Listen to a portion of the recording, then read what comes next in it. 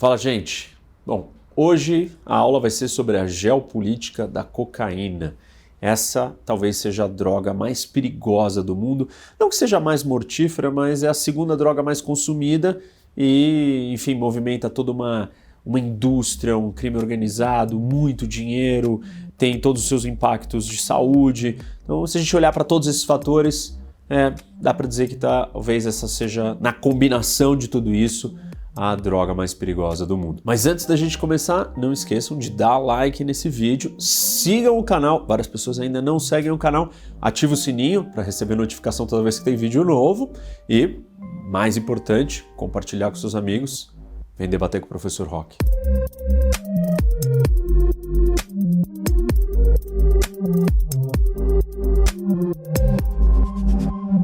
Então, vamos lá falar da geopolítica da cocaína. Quero começar falando sobre a história. A cocaína ela é um alcaloide da planta da folha de coca que foi isolada pelo químico alemão Albert Neumann. Isso aconteceu em 1859 e depois ela foi comercializada nos Estados Unidos algumas décadas depois como um remédio. A substância era usada principalmente para dores de dente de crianças e depois também para gota, que é uma doença que provoca dores nas articulações. Mas o verdadeiro responsável por descobrir as propriedades farmacológicas da droga foi o famoso psicanalista Sigmund Freud. Em 1884, Freud escreveu seu famoso trabalho sobre a coca e aí ele diz que a cocaína tem propriedades de melhorar depressão, desconforto gástrico e potencializar capacidades físicas e intelectuais e, mais importante, ele diz que ela não tem efeitos viciantes. Depois de 5 artigos sobre a cocaína, o Freud abandonou a defesa e, na verdade, ele não quis nem que os seus estudos sobre a substância fossem incluídos na sua obra. E isso aconteceu principalmente depois que ele viu um amigo morrer pela dependência da droga, o Ernst Fleischl, e aí ele mudou de ideia e não queria mais saber. Apesar de ter abandonado a defesa, o Freud ainda recomendou para um oftalmologista conhecido dele para diluir a cocaína numa forma de colírio e ser usado em intervenções cirúrgicas oculares, como cataratas, e dali se deu um avanço e passou então a perceber que a cocaína podia ser usada como anestesia local. O nome do oftalmologista era Karl Kohler e depois ele ficou conhecido como Coca-Cola. No entanto, o maior sucesso terapêutico da cocaína foi ela ser incluída como elixires milagrosos que eram vendidos na forma de diversos produtos energizantes, uma espécie de energético da época, isso na virada do século. O mais famoso de todos esses produtos foi um vinho feito com extrato de folhas de coca pelo químico e farmacêutico Angelo Mariani, que chamava Van Mariani. E ele foi condecorado pelo Papa Leão XIII em prol do seu trabalho pela humanidade. E não era só o Leão XIII, o Papa Leão XIII, que tomava o vinho, mas o Pio X também. Então, 2 papas eram consumidores do Van Mariani. Bom, gente, e aí em 1885, um americano, John Stith Pemberton, ele pegou esse vinho, retirou o álcool e virou uma espécie de tônica que ele chamou de French Wine Coca, que acabou virando Coca-Cola. A empresa Coca-Cola foi fundada em 1886, um ano depois, e a bebida ela era vendida como algo estimulante, agradável. Era uma bebida medicinal e intelectual. Aí, em 1903, a Coca-Cola retira a cocaína do ingrediente da bebida, coloca cafeína no lugar, mas mesmo assim, em 1909, existiam mais de 60 bebidas nos Estados Unidos que continham cocaína como ingrediente. Impulsionada sobretudo pelo uso anestésico a partir de 1880, a produção mundial de cocaína no final do século XIX estava em torno de 6 toneladas por ano. No início do século XX, passou para 10 toneladas por ano, e nas vésperas da Primeira Guerra Mundial, isso chegou à cifra máxima de 18 toneladas. Só para vocês terem uma ideia, hoje em dia, Se produz mais de 1.700 toneladas por ano. E onde era produzido tudo isso? O Peru foi o maior produtor, não só pela questão da folha de coca, porque originalmente a folha vem dos Andes, Peru, Bolívia, mas também porque ele construiu vários laboratórios para transformar a cocaína bruta no seu produto final. Mas a produção não estava restrita só ao Peru e, na verdade, vários dos países ricos estavam tentando buscar ou encontrar lugares para abocanhar uma parte desse mercado, dessa produção de coca, e o mais bem-sucedido foi a Holanda, que levou uma plantação para Java, para a ilha de Java, aqui na Indonésia, que era uma colônia holandesa, e foi muito bem-sucedido. Dali, a produção cresceu, primeiro porque o consumo e o transporte ia facilmente direto para a Europa, apesar de não estar perto, mas ia direto para a Europa e para os Estados Unidos. Não existia o consumo interno em Java como tinha no Peru, né? Culturalmente, no Peru já se consumia a folha de coca. Isso não acontecia em Java, não tinha esse consumo local. E a produção, ou a proporção da produção mundial de Java cresceu de 11% no final do século XIX para 80% da produção mundial já no início da Primeira Guerra Mundial. Mas historicamente as coisas começam a mudar de figura quando em 1912 os Estados Unidos provocam uma conferência que vira a Convenção Internacional do Ópio. E esse é o primeiro tratado internacional para o controle de drogas. Essa convenção ela começa a valer globalmente quando ela é incorporada ao Tratado de Versalhes, que é o tratado do fim da Primeira Guerra Mundial. Posteriormente, esse tratado vai ser revisado e ele é levado para a Liga das Nações, e aí se cria até um órgão especializado, exclusivo para cuidar dessa questão. Claro, depois a Liga das Nações acaba, mas isso ganhou uma outra escala, uma outra proporção revisada e maior no mundo. Depois da Segunda Guerra Mundial é criada a ONU, e aí, então, em 1961, tem um novo tratado que a ONU refaz em cima do controle e proibição das drogas, inclui a maconha. Esse tratado é o que está valendo até hoje, e em 2018 a gente tinha mais de 180 países que eram signatários desse tratado das drogas. Depois dessas proibições legais, o mercado internacional da cocaína ele ganha uma outra escala, agora ilegal. Isso ganha uma força, né, na década de 70, 1970, e em 80 atinge o seu ápice, que é justamente também quando a cocaína toma uma outra forma, que é a do crack, quando ele se torna mais popular. Dentro desse contexto, desse comércio ilegal, que surge o maior traficante de drogas da história do mundo, o Pablo Escobar, que ele está localizado na Colômbia. A Colômbia se torna um grande polo produtor nos anos 70, 80 e 90. Ele é morto em 1993 e ele é o comandante do cartel de Medellín. Tem uma série na Netflix que conta exatamente essa história, que é o Narcos. Quem não assistiu, assistam, é muito legal. Retrata um pouco de toda essa história do Pablo Escobar. O Pablo Escobar não manteve o monopólio do comércio, do tráfico internacional de cocaína, mas surgiu um outro cartel, o cartel de Cali, que chegou a controlar 80% de todo o tráfico de cocaína para os Estados Unidos. Estavam localizados numa cidade na Colômbia, mais ao sul, próxima da cidade de Cali. E eles, inclusive, ajudaram na morte do Pablo Escobar, eram concorrentes. Nessa mesma época que surge o Pablo Escobar, existe uma epidemia nos Estados Unidos, nos anos 80, com crack e cocaína. E os números de usuários de cocaína e crack, eles saltam de 4 milhões de pessoas para quase 6 milhões. Exatamente nessa mesma época, o crime em algumas cidades americanas explode e as estatísticas mostram que 1/3 de todos os homicídios estavam relacionados com o uso do crack. Antes de eu falar mais sobre o consumo e distribuição da cocaína, vamos entender de uma forma bem simples e básica como é que é a produção. E, obviamente, cocaína é uma folha, então ela é plantada e ela tem um tempo de estar pronta para colheita, de 3 a 5 anos, e uma vez que ela atinge esse processo, você pode fazer a colheita 2 vezes por ano, cada 6 meses, e aí, dali da folha, você faz uma pasta. E depois de ser feito a pasta, você vai para o processo de cristalização que faz virar o pó. Mas, basicamente, você pode vender ela já na pasta, ao invés de ter cristalizado e feito o pó. Bom, então, vamos falar de consumo. E em 2019, 20 milhões de pessoas usaram cocaína. Isso é equivalente a 0,4% da população do mundo na idade de 15 a 64 anos. O número de pessoas que estão usando a droga tem aumentado, mas a população do mundo também está aumentando. Então, do ponto de vista proporcional, o número de usuários continua o mesmo. Na última década, por exemplo, o aumento do consumo foi da ordem de 20%.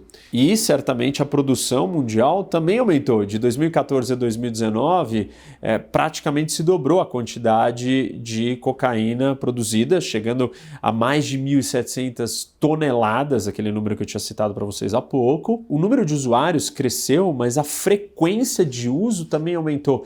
Ou seja, as pessoas estão consumindo mais quantidades, cada uma delas. Ainda na produção, em 2019, nós tivemos 234 mil hectares plantados, o que equivale a 328 mil campos de futebol.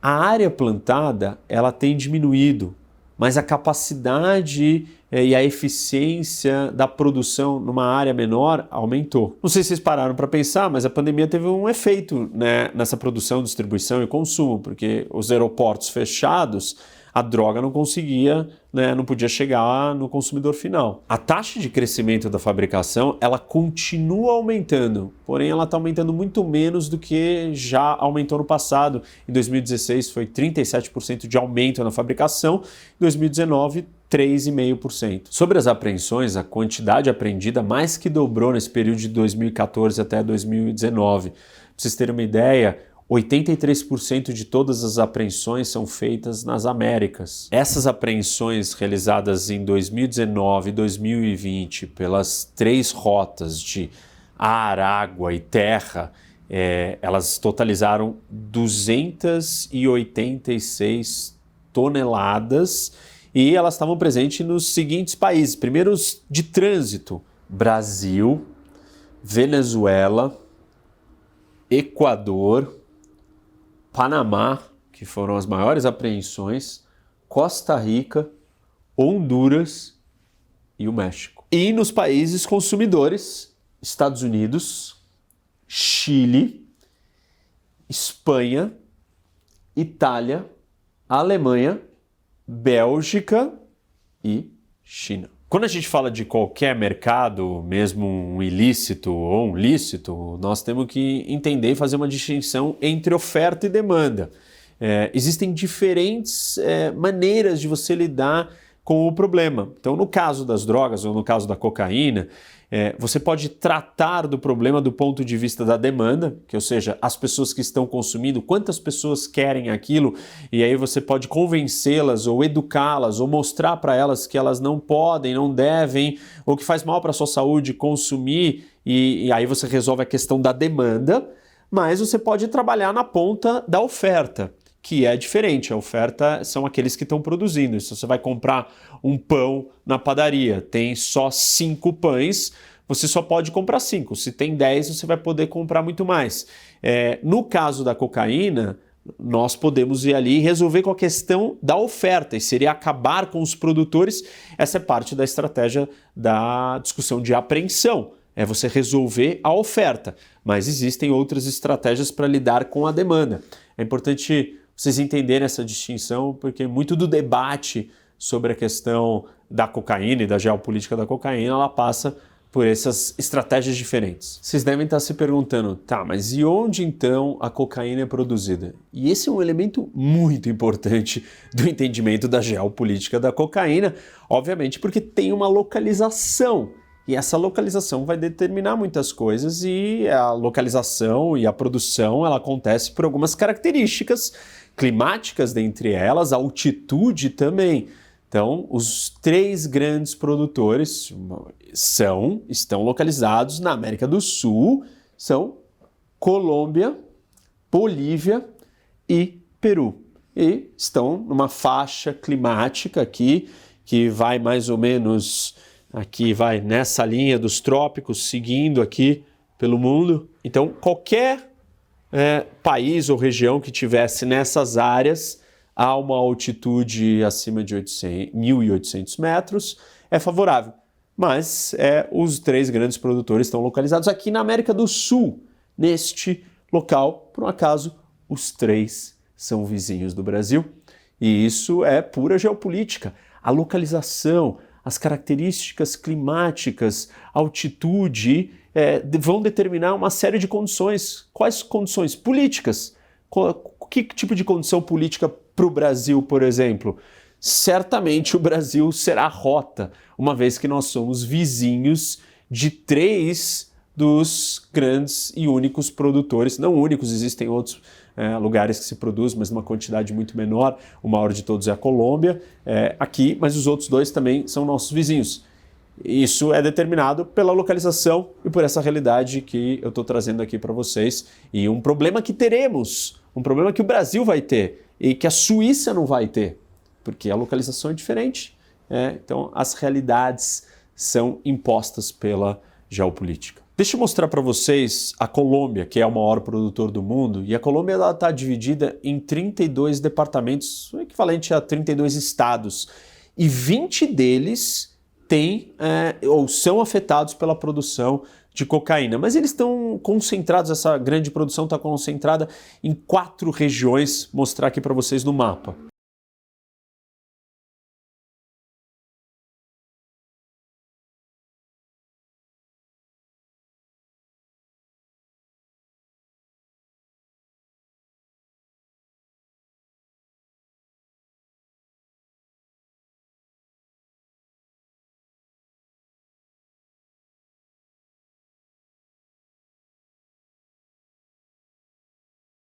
A Colômbia, ela representa 2/3 de toda a área cultivada de produção de cocaína no mundo, e o Peru 25% e a Bolívia 11%.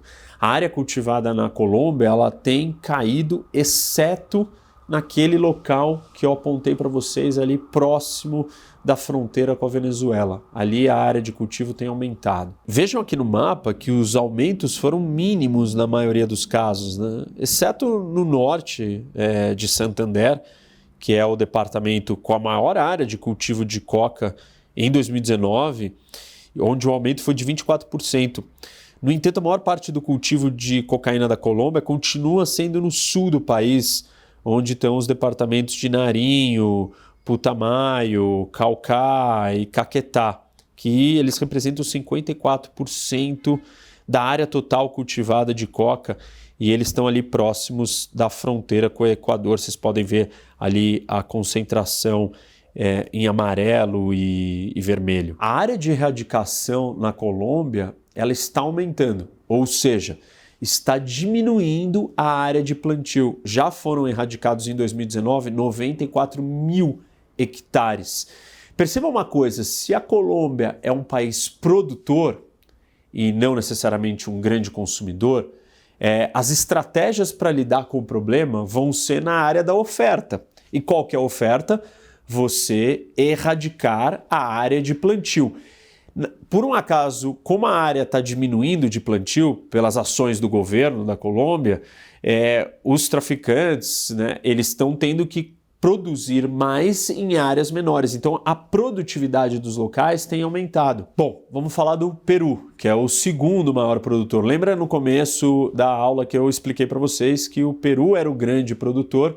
Isso na década de 90 começou a cair e depois dos anos 2000 ele retomou e ganhou espaço de novo. Por volta de 25% de toda a produção do cultivo do mundo está no Peru. Isso representa 54 mil hectares em 2019. Já no Peru, diferente da Colômbia, tanto a erradicação como o cultivo eles estão estáveis. Deixa eu mostrar para vocês no mapa onde estão localizadas as plantações no Peru.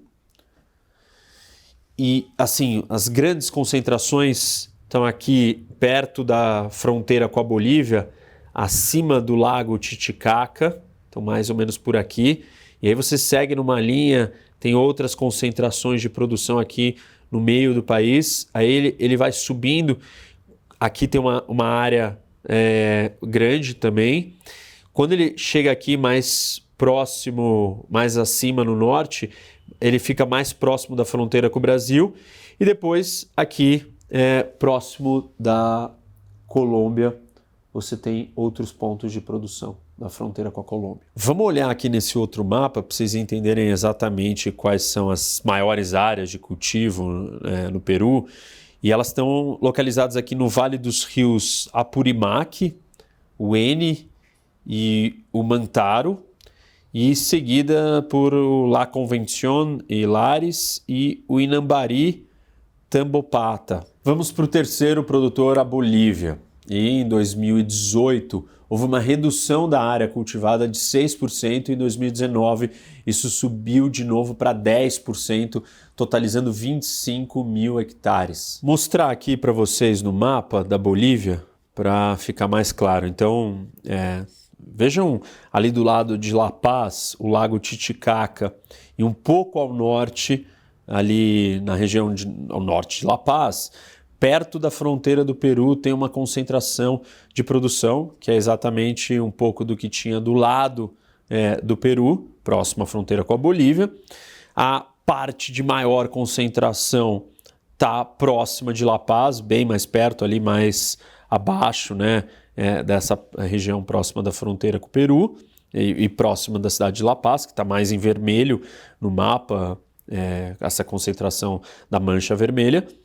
E depois, caminhando mais ao leste, para dentro da Bolívia, a gente vê ali uma faixa toda que vai próximo de Santa Cruz até Cochabamba, essa região dos trópicos de Cochabamba, no meio mais ou menos da Bolívia. Lembra que eu expliquei para vocês há pouco que tinha a questão da produção, e aí da pasta era feito o pó? Então existe uma transformação talvez na distribuição. E ao invés dos países produtores, os três andinos, Colômbia, Peru e Bolívia, já nos seus laboratórios locais produzirem o pó, que é o produto final, e venderem isso, traficarem isso pelo mundo, estamos encontrando a pasta sendo vendida e laboratórios em outros lugares. Então, existem a presença de mais laboratórios, por exemplo, aqui na América do Sul, no Brasil, no Equador, no Chile e na Venezuela. E na América Central, temos laboratórios na Guatemala, El Salvador e Honduras. Claro que também tem laboratórios nos Estados Unidos, na Europa, na Ásia e na Oceania. Mas isso é uma transformação da cadeia de distribuição. Estão sendo feitas mais apreensões em laboratórios em outros lugares e houve uma diminuição de encontro ou de apreensão de laboratórios nos três produtores. Claro que eles ainda são os maiores produtores disparados do mundo, mas essa é uma novidade, que ao invés de você vender ou distribuir o pó, você distribui a pasta e ela é transformada no lugar, talvez onde ele vai ser consumido. Por exemplo, para vocês terem uma ideia, em 2020 foi descoberto o maior laboratório da Holanda, que processava, transformava a pasta em pó. Isso foi numa estação equestre antiga que não estava sendo utilizada, e ali era um grande laboratório de fabricação. Bom, pessoal, até agora eu expliquei para vocês a questão da história, da produção e, obviamente, oferta.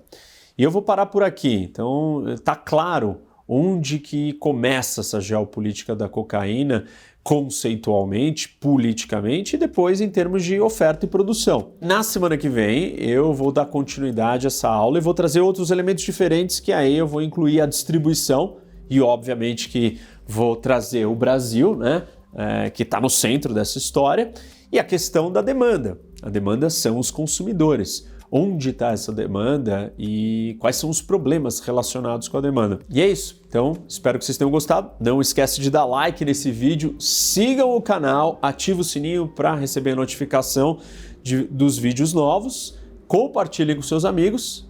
Vem debater com o professor Roque. Até mais.